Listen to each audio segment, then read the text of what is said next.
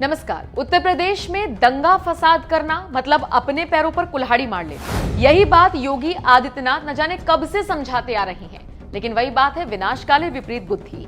कानपुर में बवाल काटने वालों के साथ भी कुछ ऐसा ही होता दिख रहा है। हाथ में पत्थर लेकर पुलिस पर हमला बोलने वाले और उपद्रव मचाने वालों के खिलाफ वैसी कार्रवाई होगी कि वो जिंदगी भर याद रखेंगे। खुद योगी आदित्यनाथ इस पूरे मामले पर बारीकी से नजर बनाए हुए हैं। पूरा मामला शुक्रवार का है, जब जुमे की नमाज के बाद ही दो पक्षों में विवाद भड़क गया। कहा गया कि बीजेपी नेता नुपुर शर्मा ने मोहम्मद पैगंबर को लेकर कुछ ऐसा बयान दे दिया था, जिसके बाद दो गुट आपस में भिड़ गए। बवाल इतना बढ़ा कि नुपुर शर्मा के विरोध में दुकानें बंद कराई जाने लगी। लगभग 1000 लोग सड़कों पर उतर आए। दोनों तरफ से जबरदस्त पथराव हुआ। कथित तौर पर बम फेंकने की भी खबर सामने आई। बताया जा रहा है कि पथराव के वक्त लगभग 1000 से ज्यादा लोग सड़कों पर थे और लड़ाई कर रहे थे।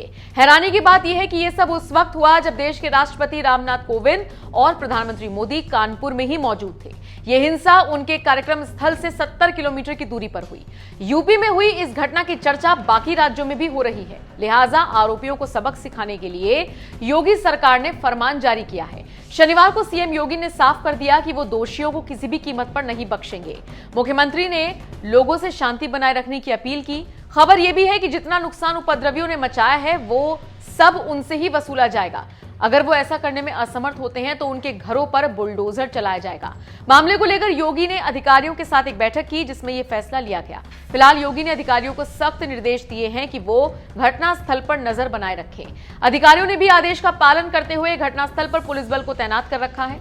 एरिया की सुरक्षा बढ़ा दी गई है। कानपुर हिंसा मामले में पुलिस ने अब तक 36 आरोपियों को गिरफ्तार किया है।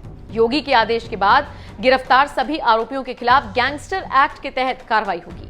आरोपियों की संपत्ति जब्त या फिर ध्वस्त की जाएगी। इस मामले में पुलिस आयुक्त विजय सिंह मीणा ने कहा 36 लोगों को गिरफ्तार किया गया है, जबकि अब तक 3 प्राथमिकी दर्ज की गई हैं। वीडियो के आधार पर और लोगों की पहचान की जा रही है। साजिशकर्ताओं के खिलाफ गैंगस्टर अधिनियम के तहत कार्रवाई की जाएगी और उनकी संपत्ति को या तो जब्त कर लिया जाएगा या फिर ध्वस्त कर दिया जाएगा।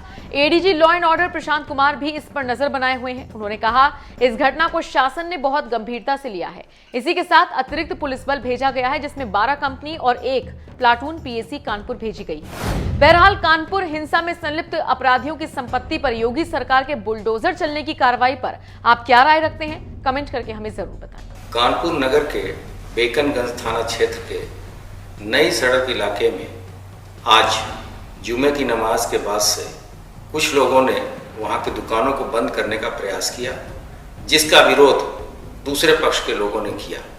इस बात को लेके जब आपस में टकराव हुआ और पत्थरबाजी की घटना हुई, इस सूचना पे तत्काल पुलिस मौके पर पहुंच के जिस संख्या में पुलिस बल वहां मौजूद था, स्थिति को नियंत्रण करने का प्रयास किया और घटना के तुरंत बाद ही वहां पुलिस आयुक्त तथा अन्य वरिष्ठ अधिकारी मौके पे पहुंचकर आवश्यक बल प्रयोग करके स्थिति को नियंत्रण में किया।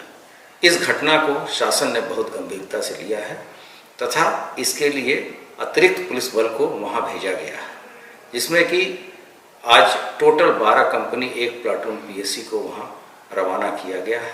इसके अतिरिक्त कुछ अधिकारीगण भी भेजे जा रहे हैं।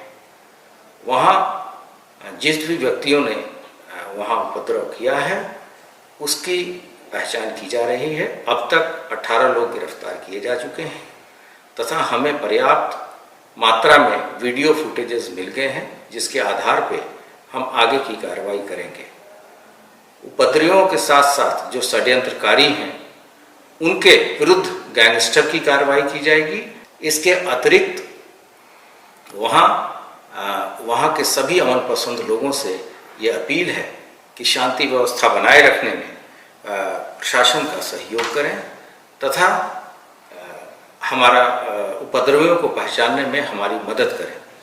इसके अतिरिक्त वहाँ के अधिकारियों को ये निर्देश दिए गए हैं कि राउंड द क्लॉक पुलिस और प्रशासन की ड्यूटी लगे तथा हर हालत में शांति व्यवस्था बरकरार रहे। उत्तर प्रदेश शासन तथा उत्तर प्रदेश पुलिस किसी भी स्थिति में शांति व्यवस्था को भंग नहीं होने देगी।